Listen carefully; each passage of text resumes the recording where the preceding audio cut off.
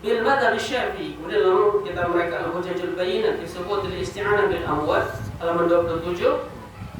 Mereka mengatakan bahwasanya Khidir yang ditemui oleh Nabi Musa bermadhab Syafi'i. Khidir yang ditemui oleh Nabi Musa bermadhab Syafi'i.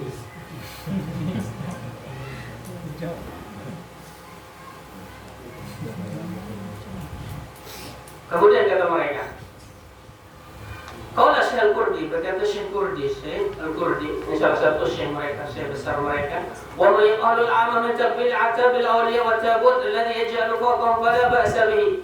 Apa yang dilakukan oleh orang-orang awam, mencium kuburan para wali dan mencium peti-peti jenazah mereka, para wali, dan meletakkannya di atas kepala mereka dan dicium, fala ba'sa bihi, ini tidaklah mengapa.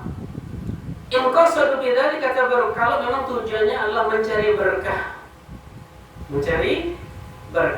Wala yang bagi i'tirad alaihim, tidak boleh diprotes orang seperti itu, tidak boleh disalahkan. Li'annahum ya'taqiduna al-fa'il wal mu'athir wallah, karena mereka keyakinan bahwasanya yang memberikan berkat itu adalah Allah Subhanahu wa taala. Wa inna ma yaf'aluna dzalika mahabbatan fi man ahabbahullah. Mereka mengerjakannya itu karena cinta kepada orang yang dicintai oleh Allah Subhanahu wa taala.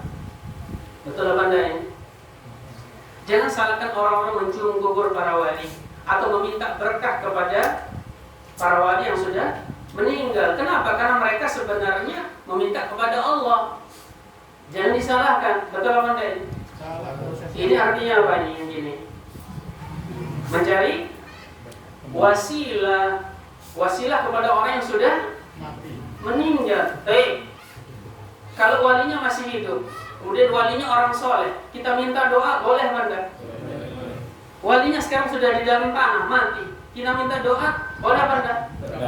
Gimana mau minta doa? Bahkan ini dia mengatakan meminta berkah kepada mereka, langsung meminta berkah kepada orang yang masih sudah meninggal. Syirik apa enggak? Syirik. Berapa bab tauhid sudah diterjang? Ya.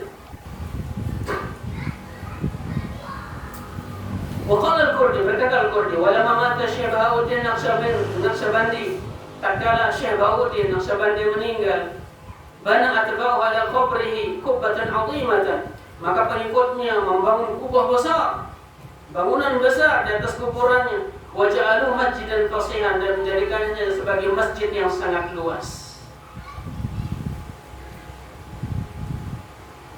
Boleh menjadikan kuburan para nabi, para wali sebagai masjid?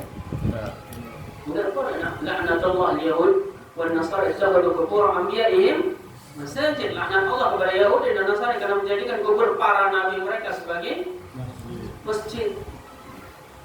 Wa qala wa lam yazal yustaghadhu bi janabihi wa yattahilu bi turabi a'tabi, dan pengikutnya terus menerus sampai sekarang istighosah, minta bantuan kepada Bahauddin Naqsyabandi yang sudah meninggal, dan mereka menjadikan tanah-tanah kuburan itu sebagai celak matanya.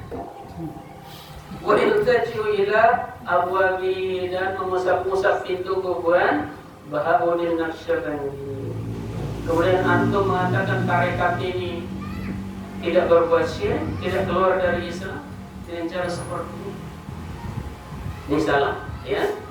Kenapa begitu? Karena ada sebagian masuk di WA anak, Ustaz, jangan bahas masalah tarekat.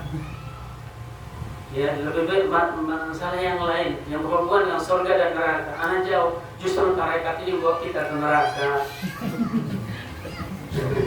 Dan insya Allah tidak akan mengeraskan hati, akan melembutkan hati. Kita tahu begini penyimpan, kasihan, kita kan jadi sangat kasihan. Apalagi ada keluarga kita yang masih bersepupu menjadi tokoh tarekat, mantan tarekat.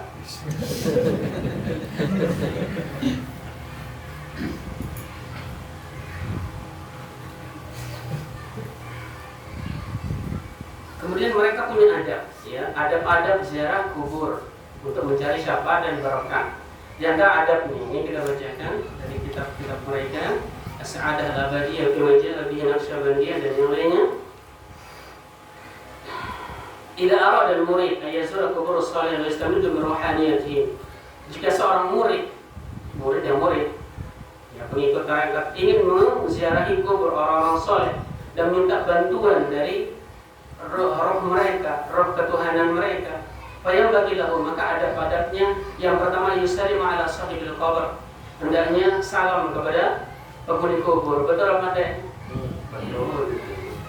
Kemudian ayat fi tarfil yamin qariban min rijlaihi, hendaknya dia ini duduk di sebelah kanan dekat dengan kakinya. Wa yadu limna ala yusra, kemudian meletakkan tangan kanan di atas tangan kiri. Fawqa surratihi, di atas pusar makam siapa? Walinya. Wa yatruku ra'sahu ala sadri, kemudian meletakkan kepalanya di dada kuburan itu. Ini adabnya. Ayat Al-Fatihah marratan wal Ikhlas 11 marrah, ayatul kursi marrah, kemudian baca Al-Fatihah sekali, Al-Ikhlas 11 kali, dan ayat kursi sekali. Ada dalilnya? Yang kedua tadi juga tidak ada dalilnya. Menaruh kepala di dada makam tuan gurunya. Ayat tasawwur ruhaniyah nur mujarradun 'ala al-qiyam bil mansusah wa yabqa dhalika nur fi qalbi hatta yasul ila fa'ilun min quyudihi. Kemudian setelah itu dia bermeditasi sampai roh ketuhanan itu akan datang kepada dia. Roh wali itu datang kepada dia dan dia masuk ke alamnya para wali. Wa sama ana salaf saleh abahu bina al-qubur, dan mereka dalam kitab mereka Risalah Muwajjah bin Mahmud Hasan Rabi, mereka mengklaim bahwasanya salafus saleh, kata mereka, salafus saleh para sahabat tabi'in ini membolehkan membangun di atas kuburan. Membolehkan membangun di atas kuburan. Ini menurut mereka.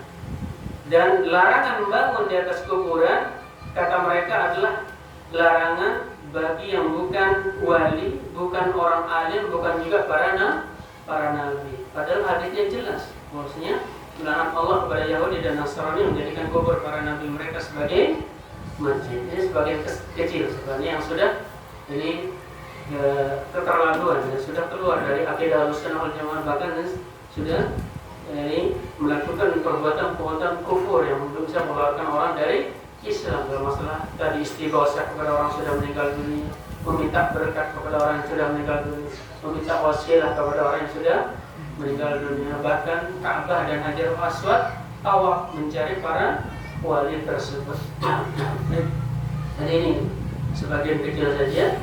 Yang intinya di sini adalah bahwasanya tarekat ini jadi secara umum sama saja. Qadiriyah, Tijaniyah dan yang lainnya secara umum ini sama ajarannya seperti itu. Yang ini melampaui batas dan merusak akidah Islamiyah. Dan inilah yang menyebabkan Daulah Utsmaniyah ini menjadi runtuh. Kenapa? Karena pada waktu itu di Turki menyebar tarekat ini, tarekat Naqsyabandiyah, sehingga melemahkan kaum muslim, melemahkan imannya, ekonominya, politiknya, kekuatannya, dan tidak pernah didapat kaum muslimin yang sangat pengecut kecuali di zaman itu. Kenapa? Karena mereka sudah banyak berbuat syirik kepada Allah Subhanahu wa taala, sehingga Allah tidak menurunkan kekuatan sama sekali kepada mereka. Allah taala alam bisawab. Wassallallahu ala nabiyina Muhammad wa ala alihi wasallam wa akhiru da'wana alhamdulillahi. Ustaz,